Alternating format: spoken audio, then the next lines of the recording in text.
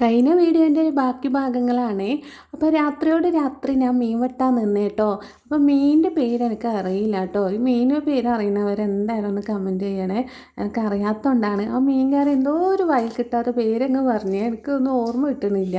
അപ്പോൾ ഇതാ ഞാൻ മുറിക്കുകയാണ് കേട്ടോ. ഞാൻ ആദ്യമായിട്ടാണ് ഇങ്ങനെ ഒരു മീൻ മുറിക്കുന്നത്. ഉച്ചക്ക് വയ്യാത്തതുകൊണ്ട് തന്നെ പെട്ടെന്ന് ചോറും കറിയും ഉണ്ടാക്കി കൊടുക്കണമല്ലോ. അതുകൊണ്ട് ഞാൻ പിന്നെ ഡ്രസ്സൊന്നും മാറാൻ നിന്നില്ല. മീൻ നല്ലപോലെ കഴുകി വൃത്തിയാക്കി എടുത്തിട്ടുണ്ട്.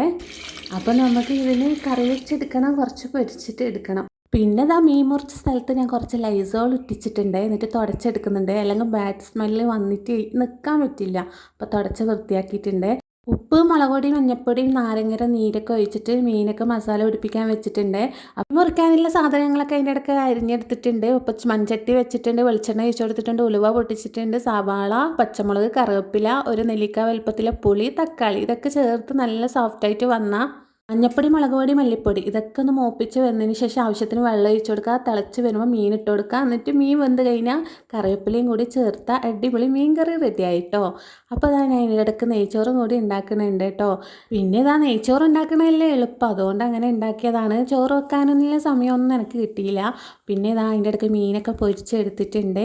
പെട്ടെന്ന് തന്നെ ഞാൻ ടേബിളിലേക്ക് കൊണ്ടുവച്ച് കൊടുത്തു. ഇച്ചക്ക് ഗുളികയൊക്കെ കഴിക്കണമല്ലോ, അതുകൊണ്ടാണ് എളുപ്പത്തിൽ അങ്ങ് ആക്കിയിട്ടത്. നെയ്ച്ചോറിന് മീൻ കറിയും അടിപൊളി കോമ്പിനേഷനാണ് കേട്ടോ. ഒന്ന് ട്രൈ ചെയ്ത് നോക്കിക്കോ. അപ്പോൾ ഇച്ചാവും കൂടിയും കഴിച്ചേ. ഇന്നത്തെ വിശേഷം ഇത്രയേ ഉള്ളൂ. അപ്പം അടുത്ത വീഡിയോ ആയിട്ട് കാണാം. Okay, bye bye, Tata.